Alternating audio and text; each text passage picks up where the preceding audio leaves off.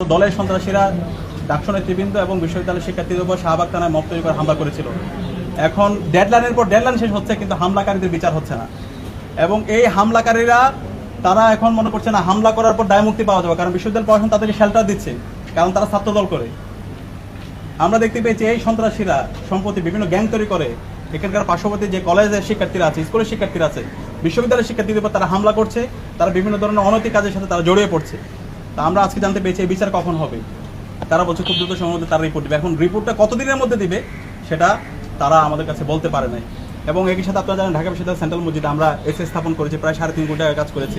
বিশ্ববিদ্যালয়ের ভিসি যখন দায়িত্ব নিয়েছিলেন তখন তিনি বলেছিলেন 1 মাসের মধ্যে তিনি এটা করে দিবেন, কিন্তু এখন পর্যন্ত এটা করতে পারেন নাই। তিনি বারবার বলেন, আমাদের কাছে মনে হচ্ছে বিশ্ববিদ্যালয়ের ভিসি তার এই কন্ট্রোল নাই, প্রশাসনের উপর তার কন্ট্রোল নাই, যার যার মতো সে করতেছে, লুটেপুটে এখানে খাইতেছে, বিশ্ববিদ্যালয়ের কোনো ধরনের অভিভাবক নাই। এখন আমরা যখন কাজ করতে যাচ্ছি, আমরা যখন ফান্ড নিয়ে আসতেছি, সেটাও আমাদেরকে বাস্তবায়ন করতে দিচ্ছে না।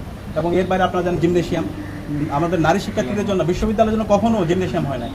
আমরা এই ডাকসু 2024-25 সালে আমরা সেটার উদ্যোগ নিয়েছি এবং সেটা বাস্তবায়ন করেছি, কিন্তু এখন পর্যন্ত সেই জিমনেশিয়াম তারা উদ্বোধন করে নাই। আজকে বলেছি আমরা এমওইউ সাইনের জন্য ট্রেজারের যে টেবিল, সেখানে 3 মাস ধরে এটা ঘুরতেছে, এখন পর্যন্ত তারা এটা সাইন করতে পারে নাই।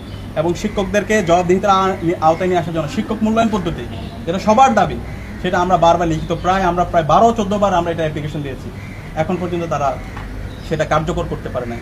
এইভাবে যাচ্ছে বিশ্ববিদ্যালয় প্রশাসনের সামগ্রিকভাবে অসহযোগিতা।